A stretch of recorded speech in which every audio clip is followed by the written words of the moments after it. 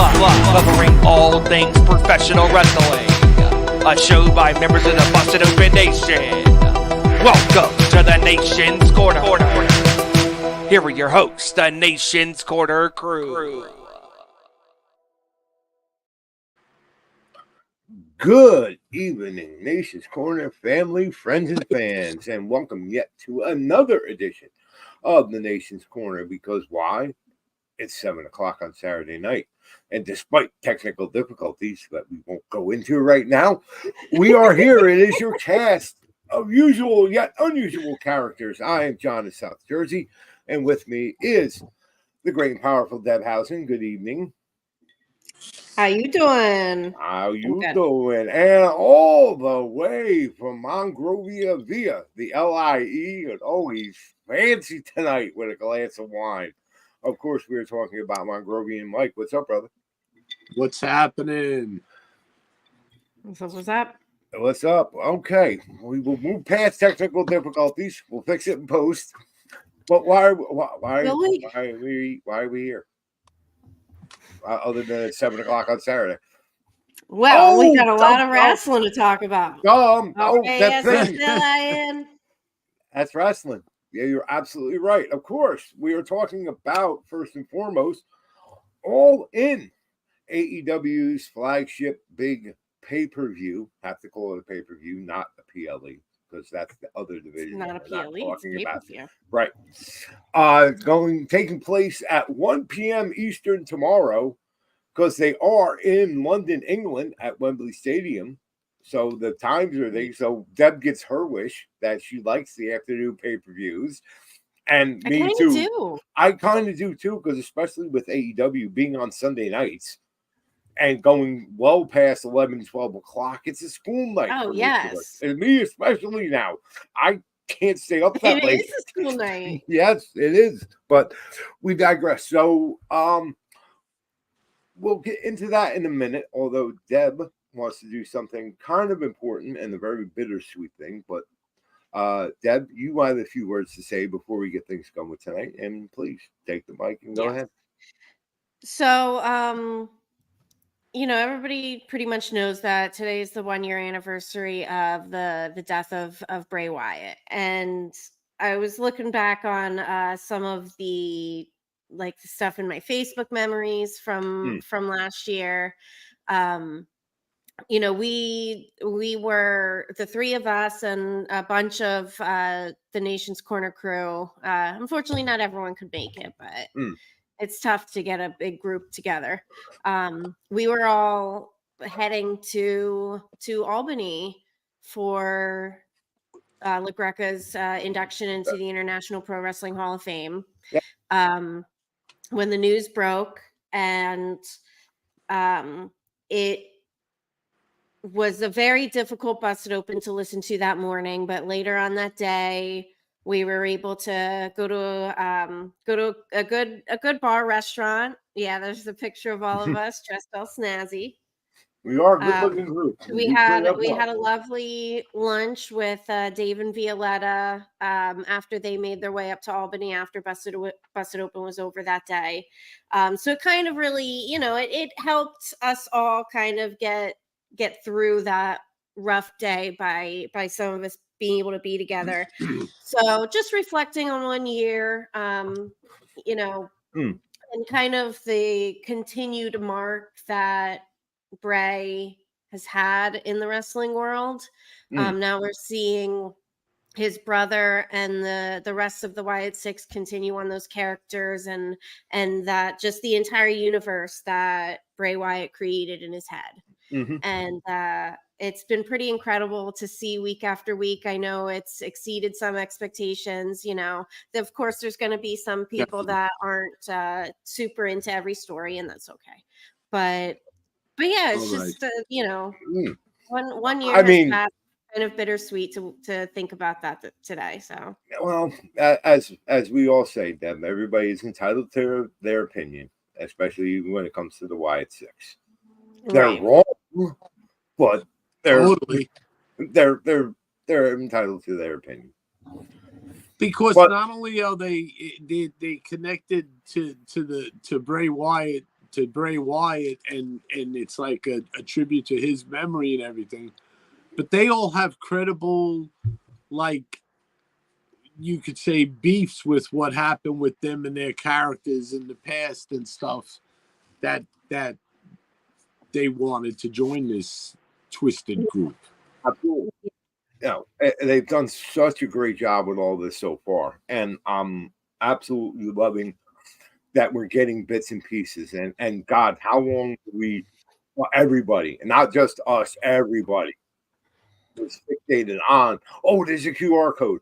Oh, there's a QR, and then the deep dives and deep digs that everyone went into about the QR codes, and then the interviews, and now we're actually starting to see physicality and in ring from all these characters. Full disclosure, I sat back on Zoom and let Andre and RA do all the work, man. I did too. Absolutely. You know what? They were, I mean, really? Yes. There were other people. They were all in it. First of all, other people on our group did look and did search for stuff. Chad, as usual, said, hold my hand and take me there. Yeah. But RA and Andre did yeoman's work, not only for us and our sanity, but for Busted Open. Yeah. I mean, Andre's tinfoil hat was glowing. Yep. Over all this. So hats off to Andre and RA, man. Those two. Yeah.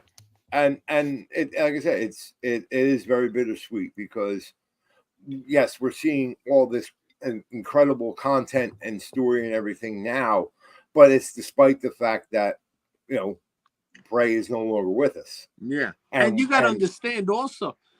Yeah, you got to understand that this is going to be, this story is going to be cathartic for Eric Rowan and for it's not Bo. What is it again now? Taylor is his name. Taylor, that's it. It's going to be very cathartic for them to continue this story and honor his brother and not only that, John Huber too. So that he's always looming in the background of this storyline too. Yes. Yeah, and I saw a bunch of the Instagram posts that a lot of wrestlers put out today, which is sharing pictures and memories and stuff. So it was really cool to see. But yeah, I mean, John, if you want to, tell your side of how that trip. Well, I could be It's besides the anniversary of Bray's passing, which was coupled unfortunately with a great event, which is all of us getting together in Albany, and I could be very morbid about this at this point and say this was the weekend or this was the date that my life was over and everything else. However, I do not take that mentality. Simply, this is the weekend. That weekend in Albany, I was not in the greatest of overall shape and health. Many members of the crew were concerned about me to the point where after a long conversation on the ride home from Albany with someone else who was in the chat tonight, and she happens to be our resident medical authority for the crew, also my daughter, Brooke, I went into the hospital. And this weekend in Albany, or that weekend in Albany, was the last time I had two legs. I was in the hospital that following Monday morning, and that following Tuesday morning is when I lost my leg. However, it is also a birthday because the most dangerous weapon in professional wrestling was born. And of course, I am talking about the AK-9K.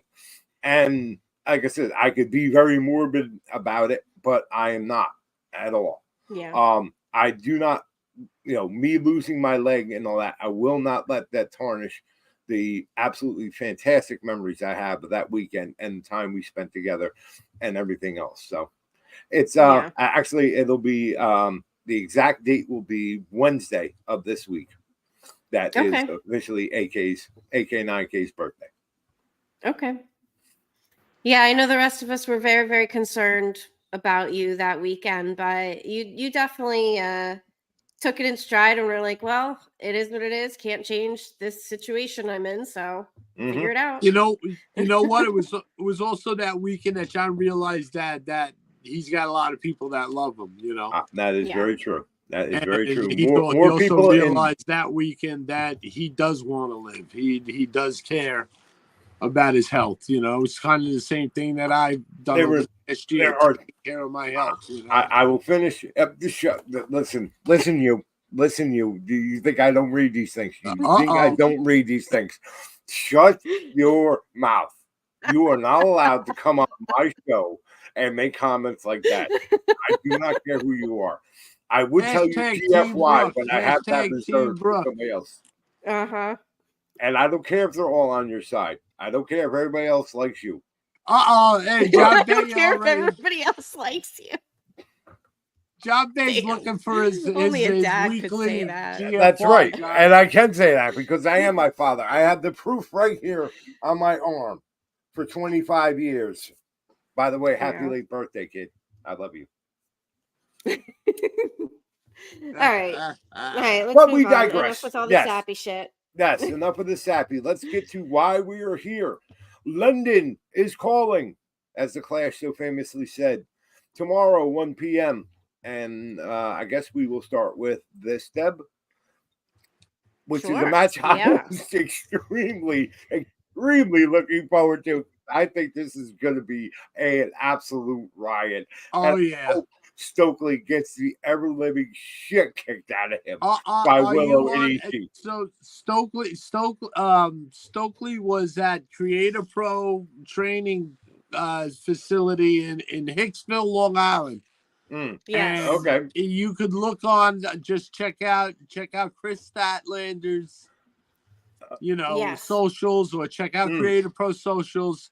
And she was training, and I saw Stokely, he was kicking some butt in there. And also go check out the vignette where he started barking. You think you think you're a pit bull? I'm a pit bull. I think this you is see Chris definitely breaks. Chris had to. I'm sure he has. I'm sure. I think this is a great way to start That's off going to the be show. the entertainment. That's going to be the entertainment. Yeah. I think it's a great match to put on 0 Hour. Just for that, it's what the hell? It's gonna have a lot of comedy elements in it. The strange dichotomy of having Ishii involved in this silliness. I feel like it's gonna be great. I feel like Orange Cassidy watching him sometimes where he just kind of leans on. When he kind of leans on Renee's shoulder, just shakes his head like, why am I part of this? Why am I doing this? Rest in peace, dude. Rest in peace. I think they should. I think the person that updated Chad Gable's, Wikipedia. I think they should just update it now. Update his. Yes. Update that. This is the day that Stokely died. Willow killed him. Rightfully so. We are not gonna go. Well, we don't exactly know the entire match card order at this point, or I don't believe. No. So we're just gonna go through I don't think so. what we have. But so we go from 0 Hour to the Casino Gauntlet match. And the winner gets a guaranteed world title shot that we know, and they have announced some of the names and everything involved in it. I still believe, pardon the term, there's going to be a few wild cards for this that we won't know until and in the words of Sam Roberts, speculate wildly. Who can we see? Where could we see? What? Pretty much safe to say the only people we can rule out are any WWE or NXT talent. But other than that, we're wide open here. You can have anybody from AEW or returning or debuting from CMLL, from New Japan, from they're in England, somebody from Red Pro or XWX. At a balance. I mean, we could probably spend an hour just speculating who we want to see. Do we see could there be an appearance by the recently G1 Climax winner and the hottest name in wrestling right now, Zack Sabre Jr.? Sheffy Zaki is from England, and there's there honestly is nobody hotter in pro wrestling right now. Could we see him? It just, like I said, we could go forever speculating on that. So I think I do believe that they're going to have this early on. And I would think. Yeah, and we have seen in the past things that have happened in and about the Casino Battle Royal have also wound their way into the pay-per-view later on with later matches, etc. So always fun to watch and always cool to see who exactly shows up. So we will. Yeah, I think every big pay-per-view has to have one of these matches, like gauntlet match or battle royale, something or other where there's just a whole lot of people. Something to get everybody on the card. Everybody gets a nice little payday, and usually there's not too much that comes out of it other than maybe something for the winner. But it's just a nice way again to open up the show and kick things off and get people in the mood. Now, and I think they do have the potential though of, just like we see with the Royal Rumble, and one of the reasons why I love the Royal Rumble so much is that you see kind of little things here and there throughout the match that might be stories between individual people. So they have the potential for that. Like we might get some interesting face-offs. We might get some interesting starts of rivalries or something, or just people look at each other and you're like, ooh, there's something there. You know? It's always been a good jumping off point for different things. Either to bring a new story, to reboot an existing one. Always very interesting, and that battle royal type thing can open up a few different stories from different angles. Absolutely. By what goes on in that. So it's very important not for it not to just be a clusterfuck and be something that's a jumping point off for at least 3 or 4 good stories coming out of there. Yeah. By who eliminates who and who wins and all of that. Yeah. All right. It has potential. It's going to be good. It does. It's going to be good. We're going to start now getting into the actual meat, I would like to say, because when the meat is good, the meat is good. Thank you. That's Denise. right. Very true. That's the great Denise Salcedo says. Absolutely. This next match, Jack Perry, the Scapegoat, versus Darby Allin for the there's no meat TNT there. Championship. That's like 2 chicken wings. Well, no, but this, to me, this is a very interesting match. I know. Not so much that. Okay, yes, they've actually had a great story, but how improved, especially on the mic and promos, have Darby and Jack Perry become since we first saw them basically as kids in AEW? Very good. These are guys that have grown leaps and bounds on the microphone. They've always been good in ring. And Jack Perry can't be Jack Perry's much better as a heel because he could say a lot of better heelish stuff. I think that's an interesting point, because in the midst of all the Punk stuff and them showing the video and all that, I think it accomplished one very important thing, is helping Jack Perry get into that heel character, because he was Jungle Boy, and I remember a lot of people saying, well, he can't be Jungle Boy forever. Like, how do you get that out of that character? How do you transition him out of that character? And they found a way, and I think all that, them releasing the Punk video and all that, I think it did absolutely work to get him into his heel character. When he first was in AEW with Luchasaurus and all that, we all sang the song. Tony bought him the song. Everybody was singing the song. God. But and now he's the furthest thing from it. And the same with Darby. Darby has always been, this kind of not so, I don't say mysterious, but his character isn't to speak a lot. He's a man of few words and things like that. But he has gotten so much better. Improved. I mean, think back to his first interview, painful as it was to listen to on Busted Open, and Bully and Dave and all, they tried, and just there was just nothing there, and how he has grown, how That he was extracting a as tooth wrestler. with a spoon. Yeah. It was, like I said, it was Yeah. painful at times to Yeah. And I listen think, to, but he's obviously an introvert. He's kind of, the artistic type. He does the filmmaking and stuff. So yeah, I think it took a little while for him to get comfortable speaking like that, because it's just it's not in his nature. It's not his personality. absolutely. Well, I had the pleasure of seeing him live, before he was even signed anyway. He was on one of the Evolve shows. And Okay.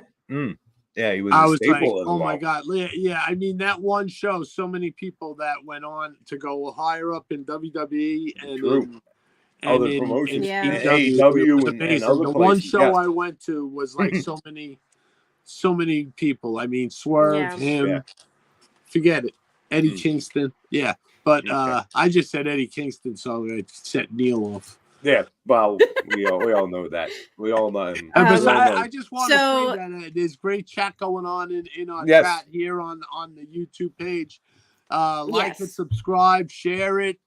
People could go back and watch some of the older shows, some of the interviews. Just do that, please. And Oh, make yeah. sure you hit the notifications, because I will tell you. Well, nope, I will save that for the end of the show. Okay. I won't Okay. let that out now. But we are going to jump around just a little bit in our order for our Oh, hold graphics on. We here. didn't say our picks. We didn't specifically say our okay. picks for that match. All right, Deb, since you brought it up, Jack Perry or Darby? And don't So and I put your honestly fandom aside. think, Put your fandom aside. yes, I will put my fandom aside. Okay. Well, she loves Everybody both. knows that Be objective. Darby is my guy. Everybody knows that Darby is my guy, but I will pick Jack Perry for this match. To my knowledge, if I remember right, Darby's never lost a coffin match. And I think this Fair might point. be the first. Okay. All right. Fair point. That I think Jack Perry's taking it. That is his this has become his signature match. But again, very fair point. Elder? I got to go with Jack Perry. I mean, he just redesigned that title. Everything. Yeah, which was a very cool video, and him doing the recast and everything. Yeah. If he retains, I heard he's buying everybody a $7 box. So he's going to one up CM. Okay. He's going to one up CM Punk with, instead of free ice cream, he's going to give everybody in attendance a $7 Taco Bell box. Oh, that's what that vignette was for. Okay. All right. I guess then this is going to be our very first unanimous decision, because I also am going with Jack Perry to be and still. So we will see how that plays out. Yeah. Now, I'm not saying it's going to be a clean. It's not going to be a clean in the middle of the ring. Just for the fact that it's a gimmick match with the coffin, shenanigans expected and abound. Yes, and exactly. Like I've said before, Darby Allin is just one step away from the famous Bugs Bunny Daffy Duck. I mean, he's got to swallow some TNT and and drink some nitroglycerin and drop an empty match down his gullet. Yes, that's the next. He's already kissing buses. He's breaking ankle. He's breaking bones. He's doing all this stuff. Right. I agree. Yes, go out with a bang. He needs to become an earth-shattering kaboom. He is. That's good. Go on.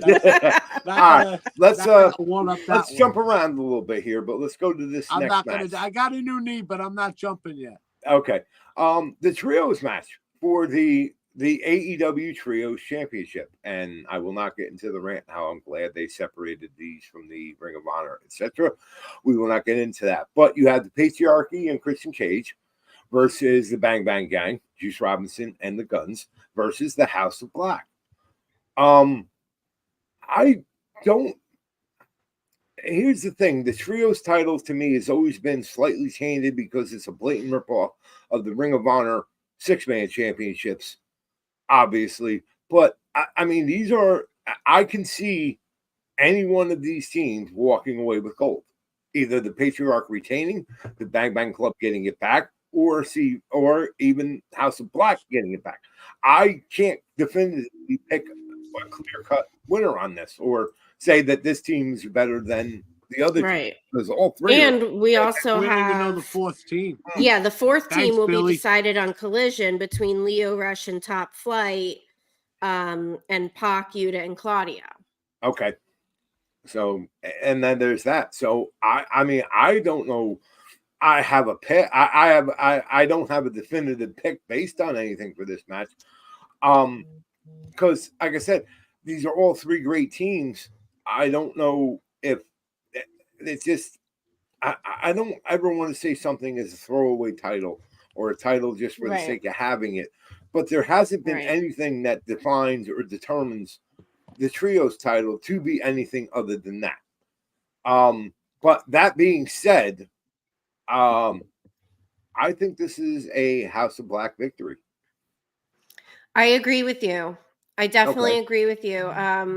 I could totally see Christian and whatever they're called. I can't remember. The patriarchy. The patriarchy.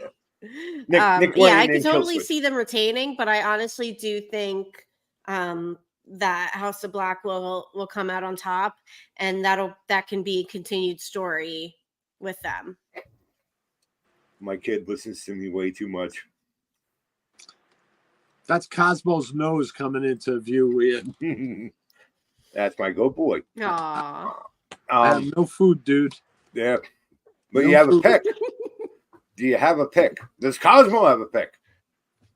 He could give two shits. Hopefully he Okay. gives them outside in the yard. I'm going with the patriarchy. Okay. So we are split on that one. Yeah, I like them taunting a bunch of teams. It's very good because people love the Bang Bang Club and they love they love the House of Black, Church of Black. Okay. I honestly think John Bay is like trolling us right now, because there's no possible way that anyone could think that AEW needs more championships. Only if they make it a trios cruiserweight championship. I didn't want to have to do this right now, but I feel it's necessary. John Bay, GFY. He's been trying. What He's been trying the whole night. He has, and I know, and I've been resisting. He's been but dangling. He's been dangling that bait. He's been dangling that bait in front of you, man. Call me a trout because I just spit it. Look, we love you, John. Trigger. Absolutely, GFY with yet another AEW title. GFY. There. Now you can move along about your weekend. I'll tell you, you know what? You might think I'm crazy, but after seeing well, this is WWE. After seeing Bianca, Jade, and Naomi, I said, boy, it would be nice if they had a trios women tag team championship. Yeah, because they have a lot of trios, though. I mean, you got Sonya, it's true, and Shayna, and you have Zoe. That whatever that pure fusion or whatever they call it. Shayner. Damage control. Yes. They should have been called now you have a third member to the Unholy Union, Alba Fire, Isla Dawn, and now I almost said B Priestley. It's a thought. It's a thought. Yeah, well, she is B Priestley. Damn it. She is B Priestley. I still call her that too. But okay, let's move on now. Anyway, this is absolutely one of my finalists for match of the night. And a very stacked card, this right here. I feel this is going to be a banger. And not that all three teams are not capable of absolutely spectacular matches, because we have seen it in times past. My motivation to say that this is going to be very good is kind of a selfish one. Ever since the greatest tag team trio saga ever told, which is FTR versus Dem Boys, that's right, the baddest tag team on the planet, talking about the men from Sandy Fork, the Briscoes. Ever since that, FTR has not had someone or a team or anybody challenge and make them go to the streams they went to. This Yeah. has the potential to make them do that. And that's what's going to make this match, my opinion, one of the matches of the night. It's going to be very physical. There's going to be spot after spot, especially with the Bucks involved. And even the Acclaim. All three teams are able to, when the spotlight is the brightest, they absolutely shine. And I think regardless of who wins, this is going to be a very, very entertaining and super engaging match. Oh, yes. Agreed. I'm totally going with the Acclaimed on this one, for obvious reasons. Right. I'm just really liking what the Acclaimed has been doing lately. They have had kind of a switch up in character. They're wearing more black instead of pink. They're a little bit more rageful, I would say. I would think that they've gotten away from, for lack of a better term, they've gotten away from the shtick, because both Max Caster and Anthony Bowens are fantastic in ring wrestlers. Yeah, absolutely fantastic. Yes, they are. They've gotten a little less gimmicky and a little less. They're still way over with the crowd, regardless.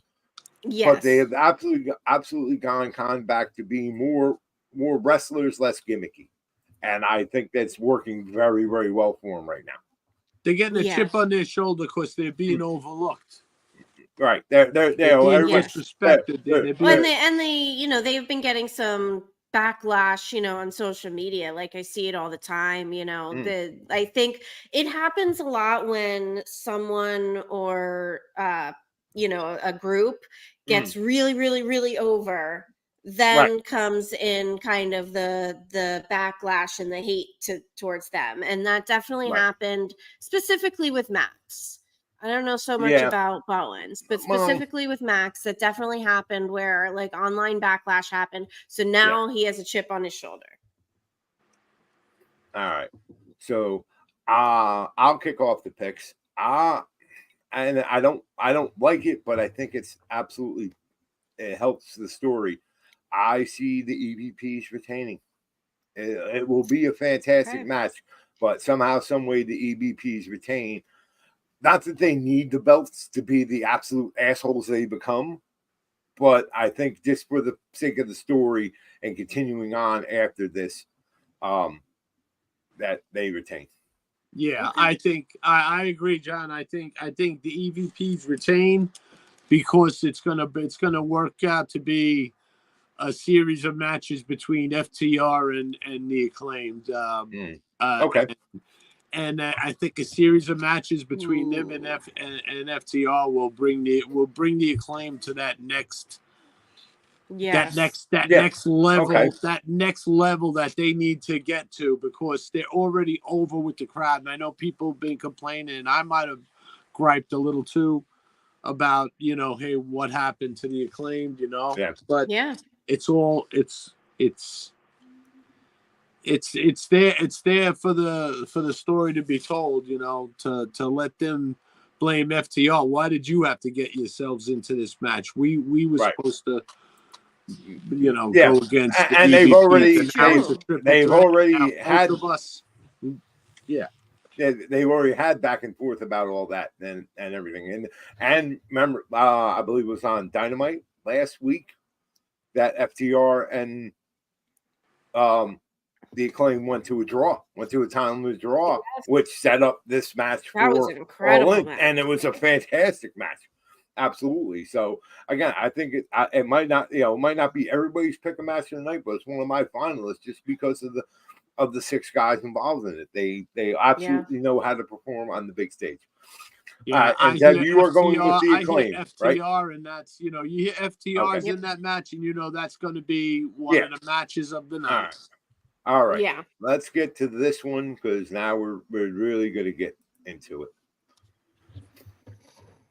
Oh boy. I have a lot of thoughts on this.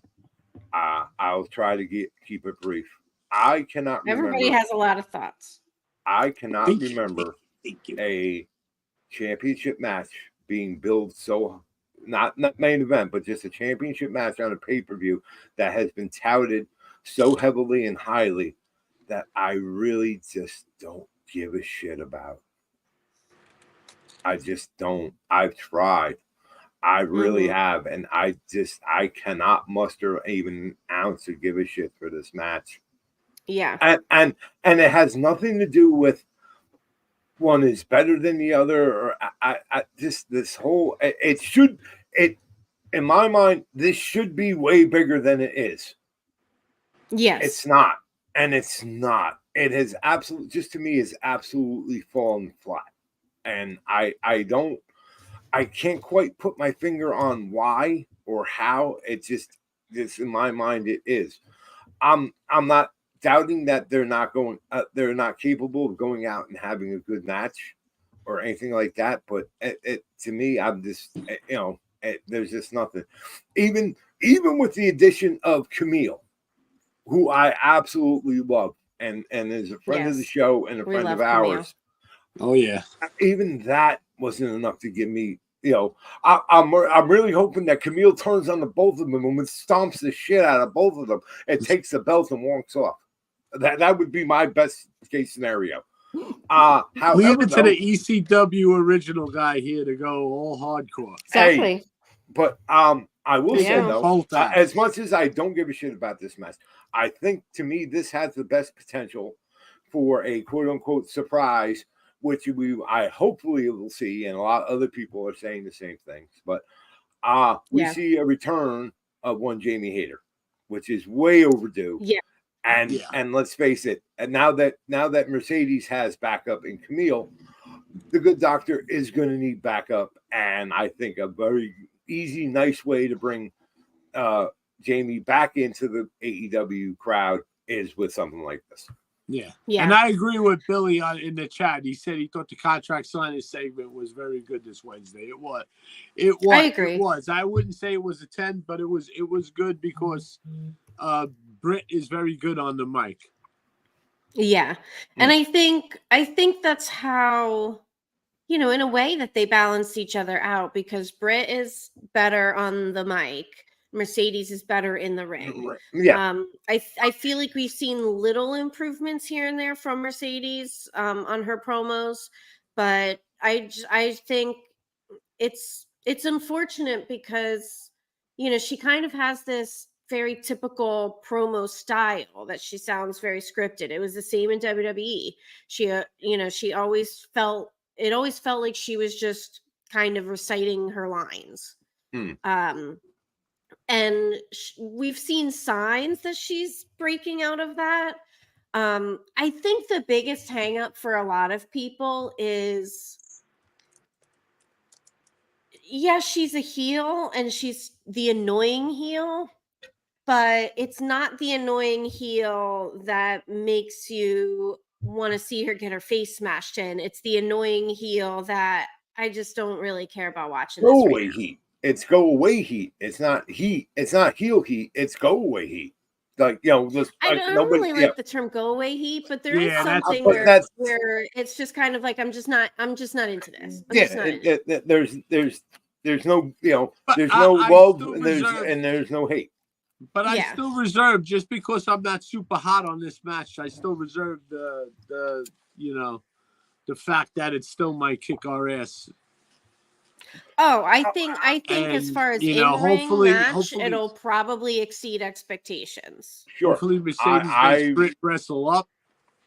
That is the whole thing. I agree with that, Mike. Britt definitely has to wrestle up in this match. Yes. Yes. There's absolutely, in my mind, actually, there's no question Mercedes is an infinitely better wrestler, in-ring performer than Britt has ever been. So, yes, the Good Doctor is going to have to up her game in ring with her. We're going to have 50,000 plus people chanting DMD CEO back and forth. Yeah. Okay. So and I think the crowd is probably going to be a big difference maker in this show. Be hot as hell. Yeah. The crowd is going to be hot, and that's going to make a difference rather than if we were seeing this on a regular Dynamite. If that Cardiff crowd from Dynamite was any indication, then they're yet again 50,000 is going to be. We're going to have a nice We're gonna have a nice Yeah. pay-per-view, and I'm fully expecting the English football chants. yes, absolutely. And again, here we go. We have commented on the past, especially with WWE's overseas shows, France, Saudi Arabia. They're coming up in Germany. How the international crowds absolutely show up and understand the assignment. Yes. I don't think this is going to be any different for AEW. I think you're right. It's going to be a very hot crowd there in England, and a lot of them, and they're going to be loud. And I think it's going to be absolutely help add to the show. Without a doubt. If any indications are from Dynamite on Wednesday and from all the social media stuff we've seen of everybody that's kind of there in the atmosphere, it just seems like there's such an excitement kind of around this event. Absolutely. Let's stay with the ladies and the cinematic event of the year, if not the century. Champion Timeless Tony Storm against the Glamour Mariah May. I can't wait for this match. I'm timeout. I can't wait for this match. There is to me no better story right now than anything involving Tony Storm in AEW right now. No, in a time where they are absolutely developing and having good stories and good things. Tony Storm remains to be the most entertaining and engaging thing on that program and on their roster. And rightfully so, it's Mariah May's turn to get that rub and to be put up into that main event, top part of the division conversation. And I just think this is going to be a fantastic match.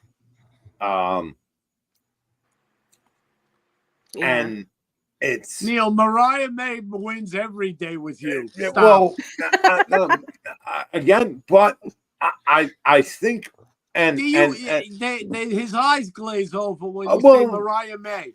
Mariah May comes on screen and Neil's like, yeah, it's another word. He needs a moment. He needs a minute or two. But the thing is he was mesmerized. Oh yeah, but I don't know, and you guys can debate me on this or anything. I don't think this is over here with. Oh God, no, it's not over. No. I don't think, regardless of who wins, I don't think it's over. I've always said, as the way Tony has developed this character and made it so relevant and so pivotal in AEW, she doesn't necessarily need a title. Do we see? Yeah.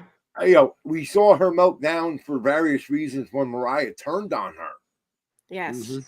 Can we imagine that Mariah turns on her? Give credit to. We'll give credit. Let's give TK credit. TK brought Mariah in with this whole story before she even signed with them. Mm-hmm. He gave her this whole story. He told her how this story was going. Yes. And if we're giving out, and that's amazing. I call that a story. I call that a pretty involved story. Okay, so let's just give TK a little credit. Yeah, when he deserves it. And while we're giving out flowers, let's give the real unsung hero of all this credit. To the Timeless one. No, let's give credit to the man who likes to drink coffee in his underwear. Talking about RJ City, who is basically the writer and everything behind this whole Timeless Tony Storm production that we have seen. As soon as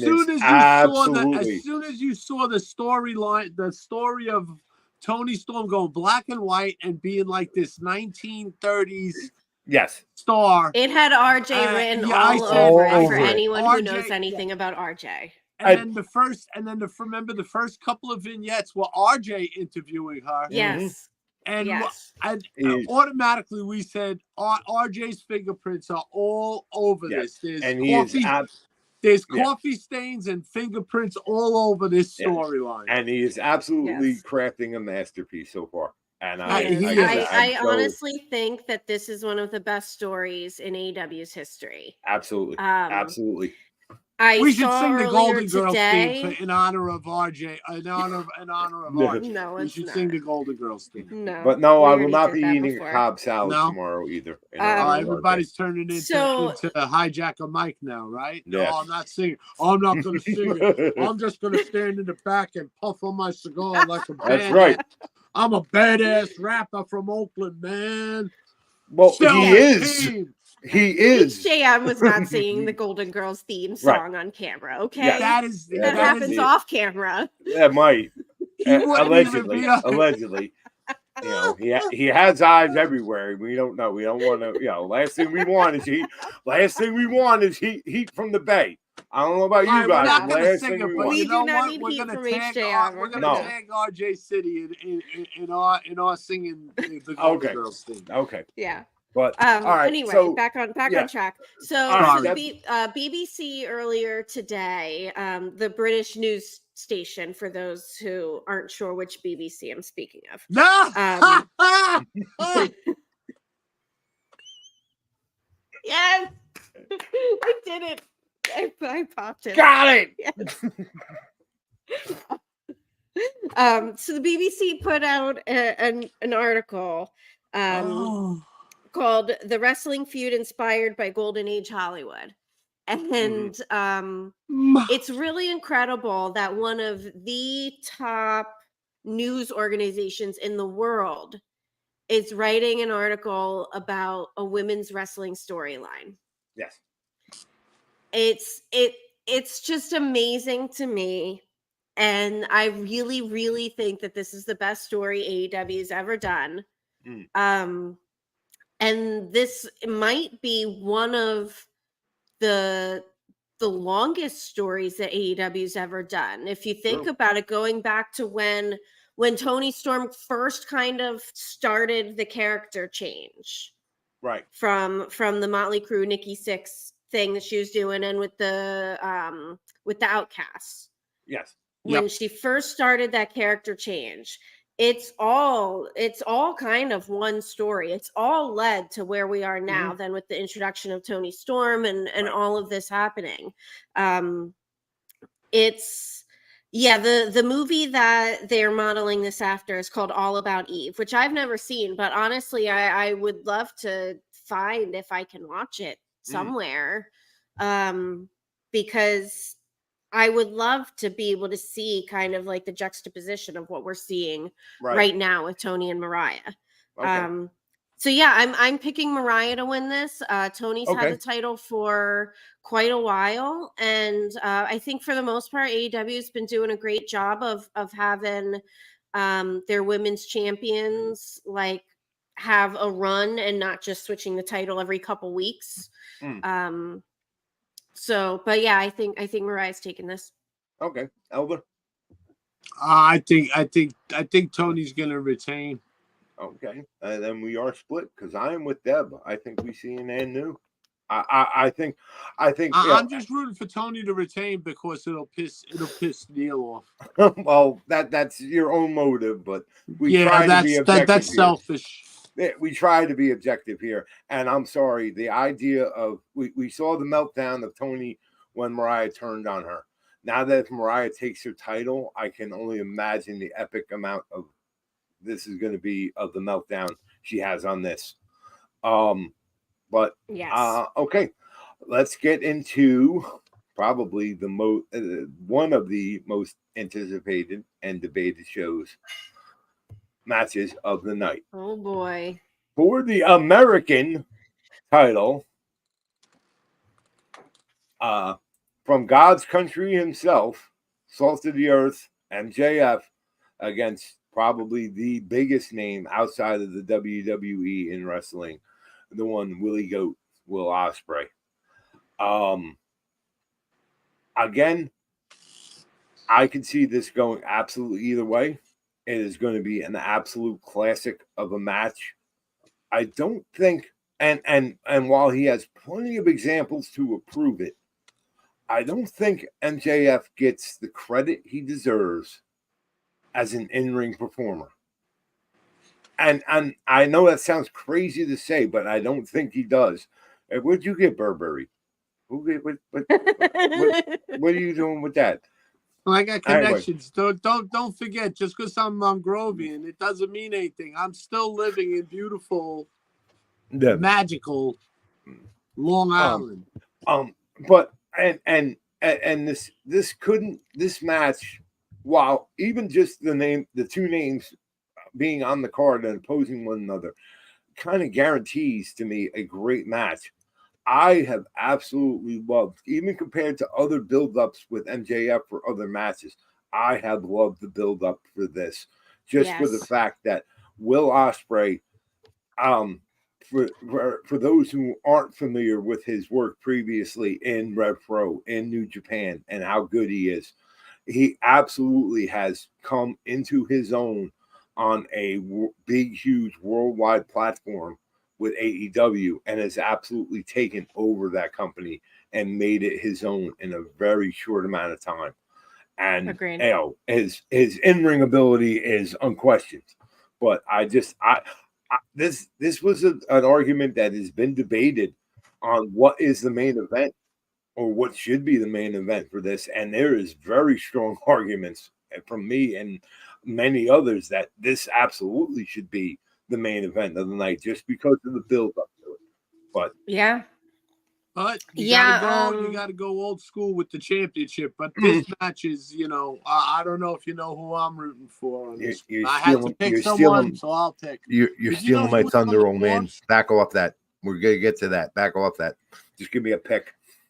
So I've been kind of wrestling with this even earlier this afternoon, just thinking about this match and kind of like, okay, do I go with the hometown boy who's the local hero where the show is? He's beloved by all the AEW fans.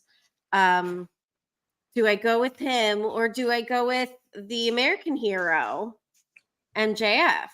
Hey, I agree. Hey, who won the war? All right, if it wasn't for the Americans, they'd all be speaking German or Russian right now. So how about a little respect for the champ? Right. And it's not lost on me the subtle political tones in MJF and what he said. First of all, the suit is exquisite. It is the suit is exquisite. And it's almost better than him saying to Ospreay, like, you have a lot of divisiveness in your country. We don't have any of that in America, where I'm from, the greatest country in the world. Right. Just the fact that he actually said that out loud. Yes. Or how about the fact on his championship belt, the only country that matters? Right. The plate on the side of it. Yeah, it's I think the whole, you know, we've seen in the history of pro wrestling a bunch of different wrestlers do the, you know, the American hero or the super patriotic gimmick. And when MJF started this, I really loved it, and I've loved the direction that he's taken it in. However, I'm going to thoroughly enjoy watching Will Ospreay kick him in the face and give him that 1, 2, 3. Yes, I agree. I agree. Obviously, we know where Elder stands, but yeah, I'm with you, Deb. As much as I have enjoyed the whole build up for this.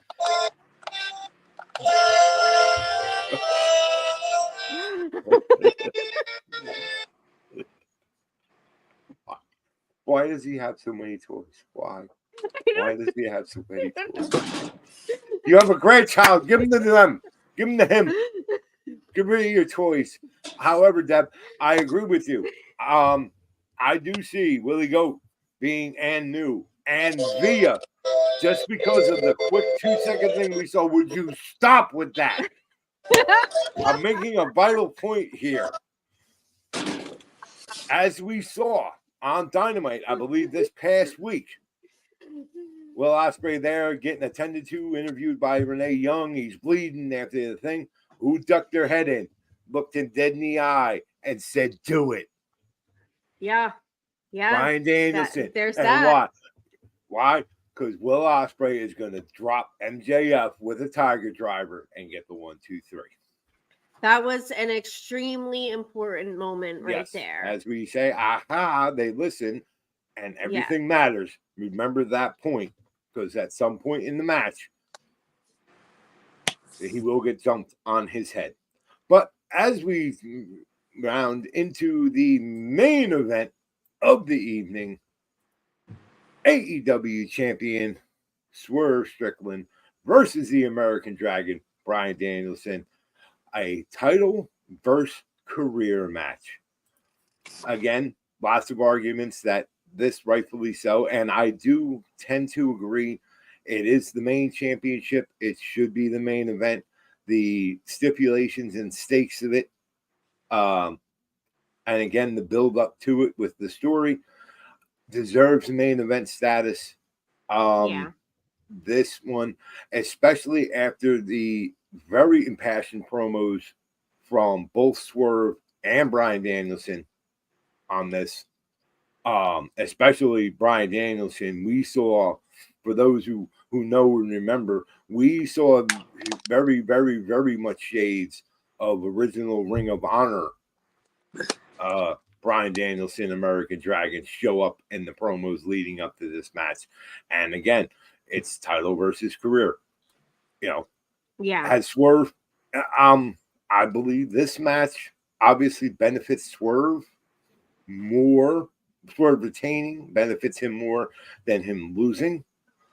Do I think Bryan Danielson needs a title? But it's the old question. Do we send the fans home happy with, a big giant yes chant at the end of the show? Or does Swerve continue to be the ultimate villain? Right. And be the one besides, and we know Swerve is absolutely capable of very dastardly things. He broke into Hangman Page's house and supposedly was almost kidnapping his newborn child. We all know that Swerve is not a nice guy, regardless of everybody who loves to dance poorly doing Nana's dance, because that's not made for white people. And all that. Swerve is just an evil Not guy. the ones they zero in on in the audience. No, I think they do that purposely. Yeah. They show how bad we are at dancing. Just trying to do that. And by the way, just a little sidebar. I'm so glad that Dave and Tommy brought up on Wednesday. I don't dance. I'm so glad that Dave and Tommy brought up on Wednesday on Busted Open when talking about Joe Hendry, that somehow people lost rhythm and cannot move along to a song. No, they cannot wave their hands from side to side. They cannot. No. And we see it every single week with Swerve. Yes. They just wave their hands in the air like they just don't care. Well, true. That's true, because they don't. Because obviously they have no rhythm either, and can't follow the beat of a song. They can't the even rhythm clap. ain't gonna They get can't them. even That's clap the at the right rhythm time. ain't They never gonna cannot get even them. clap at the right time. Anyway, we digress because we're on the main event. Deb, what's your pick? This is another one that I've just been going back and forth and back and forth and back and forth. So in the discussion on Busted Open the other day, it was very, very interesting to kind of hear Dave live as he was processing the thought that this might be the end for Daniel Bryan. Like we heard him in real time come to grips with this thought that this might be it. We might be seeing Daniel Bryan Danielson's last match in an AEW ring.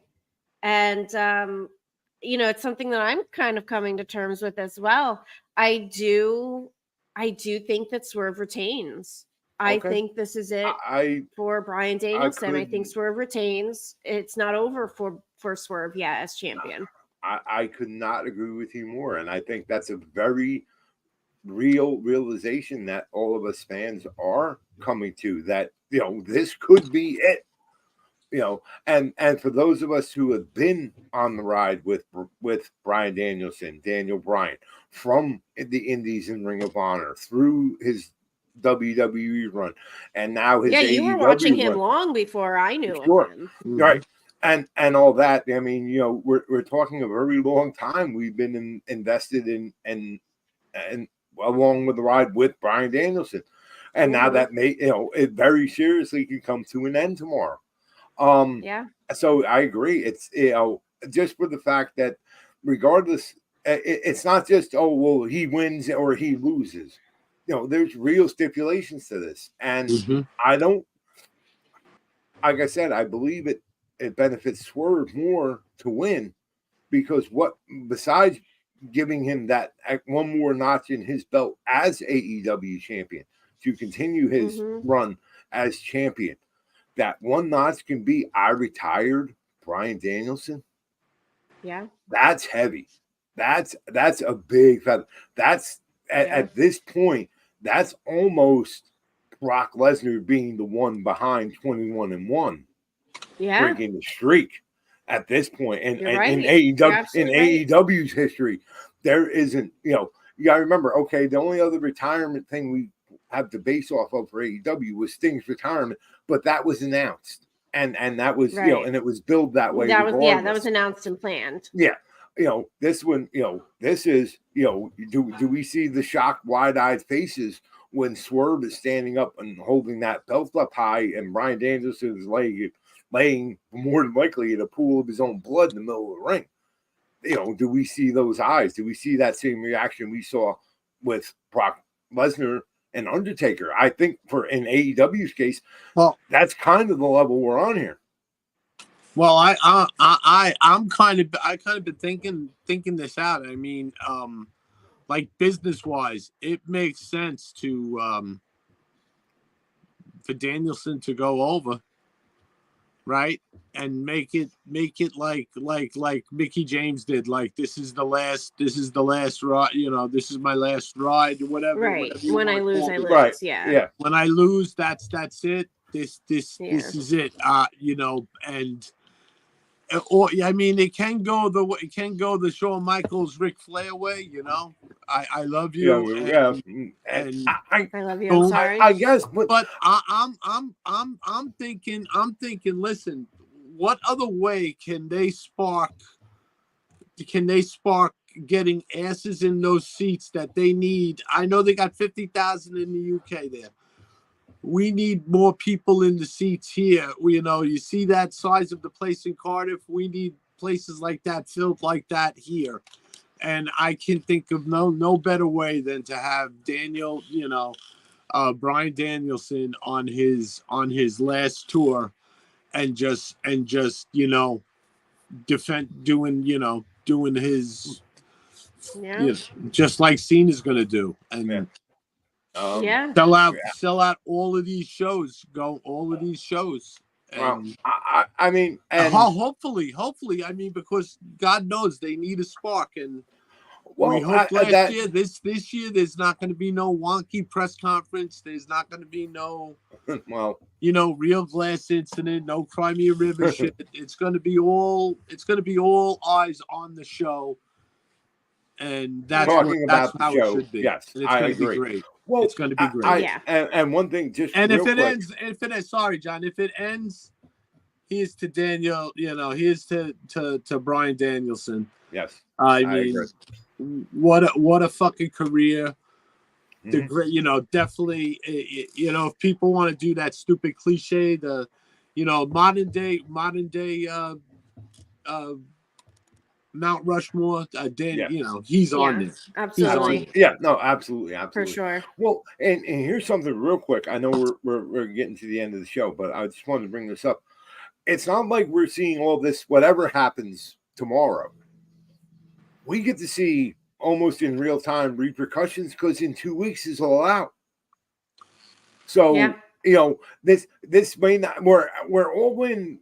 Before has been kind of the be all end all. It's been kind of been AEW's WrestleMania. Stories come to a close, stories finish up, new ones start. They have a very unique position. All Out is only 2 weeks away. or 3 weeks. Yeah. 2 weeks. So My 2 weeks. birthday. Yeah. You know, and thank you, Trilla TV, for taking $83 of my money, and I'll be watching both. But Yes. again, you know, it's one of them things like, you know, we're going to see this tremendous card regardless, top to bottom, tomorrow night.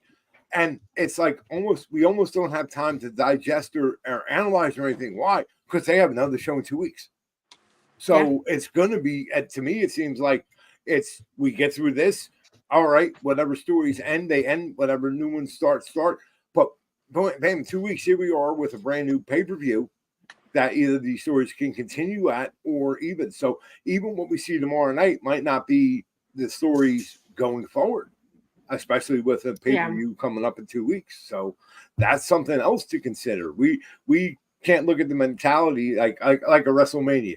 You know, Cody finished the story. So we knew going forward that Cody was the champion and stories would be revolving around him going out. But we have, 2 weeks. That ain't a hell of a lot of time, regardless. So it could be. And we might see some kind of secondary stories too that aren't on All In, play out on All Out. Yeah, absolutely. It'll be interesting. That is, but okay. So, Deb, you were saying Swerve retains? Yeah. Yes. Okay. Yes. All right. Elder, you were with the American Dragon. You want your yes chant at the end. Again, we are split because I agree with Deb. Swerve Strickland is a bad dude at heart. He don't give a fuck about retiring Bryan Danielson. He is 100% about being the AEW champion by any means necessary. And that means including putting a legend on the shelf. So, and still at the end, everybody dancing poorly with Nana afterwards. Swerve Strickland walks out AEW champion. Yeah. I honestly love when we don't all agree on our picks. Well, it just shows that, we actually can think and function like people and not, regurgitate what everybody else says because it's what they said. Fuckers are wrong. What does it matter? I don't either. We ain't got no money on it, so who cares? We're all going to look. They're going to get our money. We're watching anyway. So, in the end, does it really matter? No, it doesn't. Enjoy the show. So that is our preview. Swerve's house. Yep. I this agree. This is our go home show. This is our go home show. And we are into now. We are now starting into Collision, and one of you that have a TV viewable. Where are we at with Collision right now? I'm watching Mark Briscoe in the ring. Let's go, chicken. Yeah. Always love that. I will always. Yeah. And those of you the conglomeration. The conglomeration. Yes. I. That was close. That's close to one of Jackie's made up words. The congogulate. Oh yes, we did. We did forget Jericho and Hook. Sorry about that. I didn't have that graphic. Oh God. Hi guys. AEW doesn't even have that graphic on their website. So what does that tell you? Wow. Man, really? I guess they did not listen. And okay, but real quick, I guess I know a lot of people either love the Learning Tree gimmick that he's on right now or hate it. I hate it just because it's one of them things you have to hate it, but I don't because it's Chris Jericho doing Chris Jericho things. He has always found a way to either get people to love him or hate him. Yes. And absolutely make others around him with it better and improving up their game. Yes. He has done it. And that's the beauty. That's the beauty. It's he's making the other people around him better.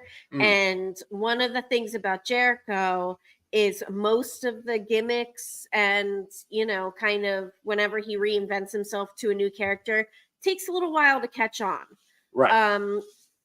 For anyone who's been to an AEW show recently since he's been doing this, or just noticed on Dynamite, the crowd is fully doing the hi guys along with him. Wait. So They absolutely always. it's getting there. It kind of like it takes a little bit for the crowd to kind Right. of realize, like, hey, I think I kind of like this. I think this is fun. I do think Hook's going to win, though. I do as well. I think this is something that they're obviously Hook is a star of the future for AEW, and Chris Jericho fully understands and realizes that, and is obviously doing his work, doing his Chris Jericho work in order to get this kid up to that next level, and make him a bigger star in the company. Elder, What? who are you picking? Who are you picking? Oh, I don't care about that one. No, I'm just kidding. I'm just kidding. No, I'm thinking Jericho's going to retain because he's got the other clowns there. He's got his stooges to help him. Okay. Right. To help him. I hope is that someone Tony going Khan to come out and help Hook? Well, that also remains to be seen because quote unquote all his friends have been injured by Jericho. Samoa Joe got driven through a wall on a forklift. Shibata got beat up as well, although he's wrestling, I hear. But anyway, Hook has no friends. For God's sakes, Hook found out that Jericho is a wizard. He took a fireball to the eye. So, it's up against it. I just hope TK maybe didn't buy a bag or two of the white powder he likes. And he might bring the Painmaker back and take an eyeball at the other eye out with a spike. Might, but I hope that TK didn't buy a bag or two of the white powder, save that money, and flies Action Bronson over so he can rap and do live, bringing Hook to the ring. Because that's fantastic. I'm a huge Action Bronson fan, but that's a personal thing. Yeah. But okay, so me and Deb have Hook winning, or you have Jericho winning. Deb. Yeah, I have Hook winning. I have Hook winning. Hook winning, Hook. And Elder, you're with Hook as well? He's with Jericho. I'm with Jericho. Well, I'm with Jericho because the Stooges will interfere. Shenanigans abound. Okay. Shenanigans, yes. The usual. Now, do we have it all covered? Did we get it all? We have it all covered. I think we got it all. Okay. I'm super excited for this show. I think the build for a lot of these matches has been really great. Obviously, you're going to have your, match or two here and there where it's just kind of like, like the Gauntlet match. It's just there. It'll be fun. Yeah. Right. And we've always said AEW does a fantastic job on their pay-per-views. The matches themselves. Yes. Tony Khan, regardless of what your feelings on him or whatever, man, he is a hell of a matchmaker, and he is not afraid to do whatever it takes, spend whatever amount of money to make matches fantastic. And I think this one is really because for the first time, I don't want to say ever, but we have not just a match, not just a main event match, not just one. We have several matches that have a story behind them. They have, they have stakes. They have a reason for them to be where they're at on this pay-per-view. And I think it's fantastic. Yeah. I think it shows that, AEW absolutely is evolving as a company and moving forward. And I agree with you, Deb. I cannot wait. I'm so glad this is on during the day tomorrow. Yeah. This is for the fact that I can watch it. Yes. Chat too. Yeah, to answer him. Yeah, we're 10 a.m. Pacific, 1 p.m. here on the East Coast. And like Billy in the chat says, we're all happy to see these wrestlers perform in front of 50,000 people. Come on, man. Yeah. How can you not be stoked for them? How can I? If you're not happy for them. If you want to call yourself, I'll just make this general statement. If you're going to call yourself a wrestling fan and you cannot appreciate and get behind and enjoy the fact of how hot wrestling in general across the board, across the world is right now, there are and for old guys like me and Mike that went through the Attitude Era and everything else, I'm sorry, folks. The Attitude Era was fantastic, but you know what? What we're going through and living in now is this is a renaissance. Better. This is another renaissance. This blows some Attitude Era out of the effing water. of what we're seeing and getting right now, man. And if you're one of these ones that just want to watch the world burn and go, man, go fuck yourself. Just enjoy it. There has never been anything like this right now. And God, I hope it continues for another 10, 20 years. It's absolutely fun. We get to watch great wrestling every single night. And it's cool and fun. And regardless that we never needed the validation, it is cool. It is fun. It is accepted to be a wrestling fan. And not that we ever needed your validation. Those of us that survived the ECW arena have proven we don't need nothing from anybody. But again, I digress. So let's get everybody out of here and catch the last Collision. Yep. We'll catch everybody tomorrow, just like us, tuned in at 1 p.m. or whatever time zone is appropriate for you, to watch All In and see all the fallout and how the matches unfold, and including the media scrum, which would probably be very entertaining too. So on that note, Elder, where can the family, friends, and fans in the corner get you? You can reach me, Monrovia, right? And I'm reading the comments again. And Billy, you're right. I saw Chris Statlander at a VFW hall behind a freaking car wash here in Center Reach, Long Island, and she was the Victory Pro Women's Champion, and that's where I first saw her. And that now to see her in front of 50,000, that's amazing. Yes, and I'm very happy, and I'm always supporting the people from Long Island, especially my American hero, MJF. Why does he have toys? We saved your country one time before. We'll save it again, London. This man's a grandfather. Why does he have toys? Why does he have so many toys? He's a grandfather. Give them to your grandson. You crazy old bastard. He's going to get them. If I don't break him from playing with them, he's going to get them all. No shit. Deb. Anyhow, Deb, how can the folks get with you? As always, at That's So Debonair on the Twitter machine, on the Instagram. And wait, y'all. And one last. The link. Oh yeah, click the link, in the bio. Click all that. Check the bio. Yeah. Happy wrestling. 2 weeks till my birthday. I will be in Ocean City, Maryland for my birthday. Headed down there that morning. Oh, good for you. I know, it is.